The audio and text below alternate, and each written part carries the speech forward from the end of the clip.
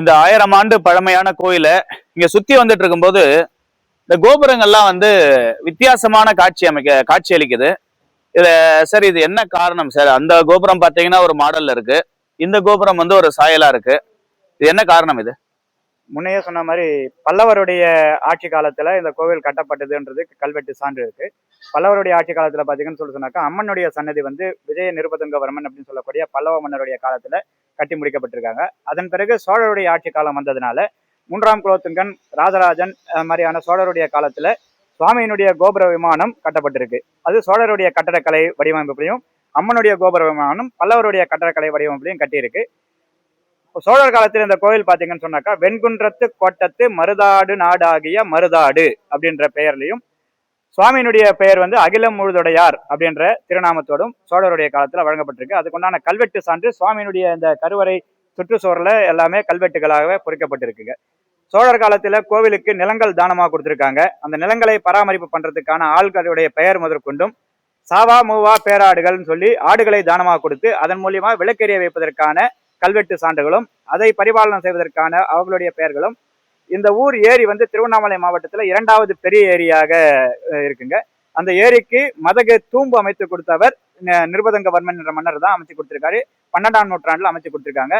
அந்த ஏரி தண்ணீருடைய பாசனம் பக்கத்து ஊருங்களான கொட்டை, சாலவேடு, கொடுங்காலூர் அந்த மாதிரியான ஊர்களுக்கு ஏரி தண்ணீரை பாசனத்துக்கு கொடுத்து அதன் மூலியமா வரி வருவாய் ஈட்டி மும்முனை வருவாயில கோவிலுக்கு பூஜைகள் நடந்ததுக்கான கல்வெட்டு சான்றுகள் இருக்கு.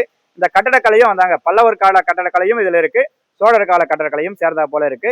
இந்த பகுதியை ஆட்சி செய்த வெள்ளைக்கார அந்த துரை அப்படின்னு சொல்லுவாங்க இல்லைங்களா, அவருடைய சிலையும் ராஜகோபுரத்துல இருக்குங்க. அது பிற்பாடு நம்ம வெளியே வந்து பார்க்கலாம். அதனால இந்த கட்டடக்கலைகளுக்கு சிறந்த ஒரு எடுத்துக்காட்டான கோவிலா இந்த கோவில் அமைது. மிக சிறப்பான ஒரு தகவலை இங்க பதிவு பண்ணியிருக்காரு. 2 பிரசித்தி பெற்ற மன்னர்கள், ஒருத்தர் பல்லவர் கட்டடக்கலைக்கு வந்து ரொம்ப பிரசித்தி பெற்ற மன்னர் அவரு, இன்னொருத்தர் வந்து சோழ மன்னர். நம்மளுடைய தமிழகத்தை வந்து நல்ல முறையில் ஆட்சி செய்த சோழ மன்னர் வந்து பண்ணிருக்காங்க. இந்த 2 மன்னர்களுடைய பங்களிப்பும் நம்ம மருதாடு கோயிலுக்கு அமைந்திருக்கின்றது பெரிய மகிழ்ச்சி. நன்றி. இப்ப நம்ம எங்க நிக்கிறோம்னு பாத்தீங்கன்னா நம்ம கோயில இருக்கக்கூடிய கிணறு தான். என்னடா கிணறுலாம் வந்து புதுசா காட்டுறீங்க, நாங்க நிறைய பார்த்துட்டு வந்தோம்னு சொல்றீங்க. ஆக்சுவலா இது கிணறு கிடையாது, இது வந்து சுரங்கப்பாதை. இங்க சுரங்கப்பாதை வந்து இருந்தது, இப்ப ஆனா அது மூடப்பட்டிருக்கு. எதனால இது வந்து மூடப்பட்டிருக்கு? இந்த சுரங்கப்பாதை வந்து யார் வந்து பயன்படுத்தினாங்கன்னு சொல்ல முடியுங்களா? இந்த சுரங்கப்பாதை வந்து மன்னர் காலத்துக்கு முற்பட்டே வந்து புராண காலத்துல இருந்து இருக்குங்க. இந்திரனுக்கு தன்னுடைய தோஷங்கள் நிவர்த்தி அடைவதற்காக இங்க வந்து தவம் புரிந்தார். அகத்தியர் மூலியமா சொல்லப்பட்டு மருத மரங்கள் நிறைந்த காட்டுப்பகுதியில தவம் இருந்து சிவ பூஜை செய்தால் சாபம் நீங்கும் சொல்லப்படும் பொழுது மருத மரங்கள் நிறைந்த இந்த மருத காடுன்னு இருந்தது, மருதாடுன்னு மாறி இருக்கு. இந்த பகுதியில இந்திரன் வழிபாடு பண்ணாருன்னு ஏற்கனவே சொல்லியிருக்கோம்.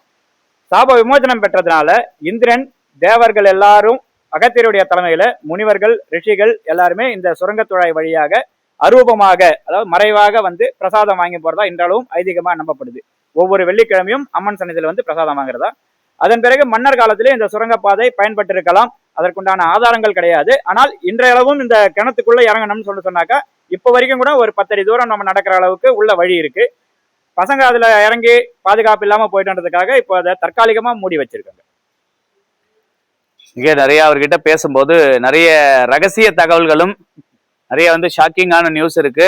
நிறைய வந்து இப்ப இதுல நம்ம யோசிக்கும் போதே வந்து நம்ம இறங்கி பார்க்கணும்னு ஒரு ஆர்வம் இருக்கு. இருந்தாலும் அவர் சொன்ன மாதிரி சிறுவர்களும் வேற யாருக்கும் எந்த விதமான பாதிப்பு ஏற்பட்டக்கூடாதுன்றதுக்காக இதை மூடப்பட்டிருக்கு. நன்றி. இப்ப நம்ம அடுத்து வந்து எங்க வந்திருக்கோம்னு பாத்தீங்கன்னா, நான் சொன்ன மாதிரி இந்த ராகு கேது ஸ்தலம் இது. இங்க வந்து திருமணம் ஆகாதவர்களுக்கு பூஜை செய்தோம்னா திருமணம் நடக்குதுன்றாங்க. நம்ம 90s கிட்ஸ் எல்லாம் ரெடியா இருங்க இங்க வர்றதுக்கு. சார், இந்த ராகு கேதுனுடைய மகிமை பத்தி கொஞ்சம் சொல்லுங்க சார். சார், இந்த ராகு கேது அப்படின்னு பாத்தீங்கன்னு சொன்னாக்கா பல தலங்கள்ல 2 நாகங்கள் மட்டும்தான் சேர்ந்தா போல இருக்கும்.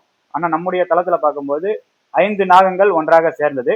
4 நாகங்கள் நமக்கு கண்ணுக்கு தெரியும். 5வது நாகம் நடுவில் இருக்கிற சுவாமியினுடைய காலுக்கு கீழே சூட்சும ரூபத்துல, மறைவு ரூபத்துல இருக்கு. அஸ்திக மகரிஷி பூஜித்த நாக பன்னக யந்திரம் அப்படின்றது இந்த நாகத்தினுடைய பெயருங்க. இந்த நாகத்திற்கு வந்து ஞாயிற்றுக்கிழமை தோறும் மாலை வேலையில 4:30 மணிக்குள்ள மேல 6 மணிக்குள்ள அந்த ராகு கால நேரத்துல பரிகார பூஜைகள் செய்துக்கிட்டா திருமண தடை விலகி குழந்தை பேரு கிடைக்கும் அப்படின்றது நம்பிக்கையா நடக்குது. அந்த நம்பிக்கை இன்றளவும் தொடர்ந்துட்டு இருக்கு. அதற்கு சாட்சிகளாக திருமணங்கள் நடந்ததுக்கான பத்திரிகைகள் இந்த கோவிலுக்கு வந்து பத்திரிகை கொடுத்துட்டு போவாங்க. அந்த பத்திரிகைகளும் சேகரித்து வச்சிருக்கோம்.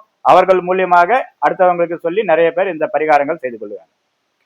நிச்சயமாக நம்மளுடைய தேசிய மலர் செய்திகளின் இறையாண்மை நிகழ்ச்சிக்கு இனிமேட்டு 90s கிட்ஸ் இங்க மருதாடு படையெடுப்பாங்கன்னு நம்புறேன். நிச்சயமா இது ஒரு நம்பிக்கை தான். எல்லாமே இங்க வந்து பூஜை செய்த பிறகு திருமணங்கள் நடக்கிறதா வந்து நிறைய உண்மை நிகழ்வுகள் நடந்திருக்கு. நன்றி. இங்க முக்கியமான ஒரு விஷயத்த பதிவு செய்ய போறேன். ஒன்றும் இல்லைங்க, நம்ம இந்த கோயிலினுடைய தலவிருட்சம் சொல்லுவாங்க இந்த வில்வ மரம். இதுதான் இந்த கோயிலினுடைய முதல் விதை, முதல் மரம் இதுதான். இந்த 1000 ஆண்டு பழமையான மருதாடு சிவன் கோயில் இந்து அறநிலைத்துறை வந்து இதை கவனம் செலுத்தி இந்த கோயிலை வந்து புதுப்பிச்சு ஒரு நல்ல பிரசித்தியான ஒரு மகா கும்பாபிஷேகத்தை இங்க நடத்தினாங்க அப்படின்னா ரொம்ப சிறப்பா இருக்கும். இது எங்களுடைய கோரிக்கை மட்டுமல்ல, இங்க இருக்கக்கூடிய பொதுமக்களும் இந்த கோரிக்கையை தான் வைக்கிறாங்க. இதை வந்து தமிழக முதல்வர் அவர்களும் இந்து அறநிலையத்துறை அமைச்சர் அவர்களும் இதை வந்து கவனத்துல எடுத்து இந்த கோயிலை வந்து புதுப்பிச்சு கொடுத்தாங்க அப்படின்னா தமிழகம் முழுவதும் இந்த 1000 ஆண்டு பிரசித்தி பெற்ற மருதாடு கோவில் வந்து மிக சுலபமாக வந்து எல்லாரிடமும் சென்றடையும், பேசப்படும் அப்படின்றது வந்து எங்களுடைய நம்பிக்கை. அது இல்லாம ஆன்மீகவாதிகளும் இந்த கோயிலுக்கு வந்து உங்களால முடிந்த காணிக்கைகளை திருப்பணிகளுக்காக வந்து கொடுக்கலாம். அப்படி இருக்கிறவங்களும் வந்து தொடர்பு கொள்ளுங்க. நம்மளுடைய கோயில் நிர்வாகத்தை வந்து தொடர்பு கொள்ளுங்க. நாங்க வந்து கீழே டேக்ல கொடுக்குறோம் கோயிலினுடைய நிர்வாகிகளோட நம்பரையும் கோயிலினுடைய அட்ரஸையும் நாங்க வந்து உங்களுக்கு டேக் பண்ணி விட்டுறோம். நீங்க வந்து தொடர்பு கொண்டுக்கலாம். நன்றி.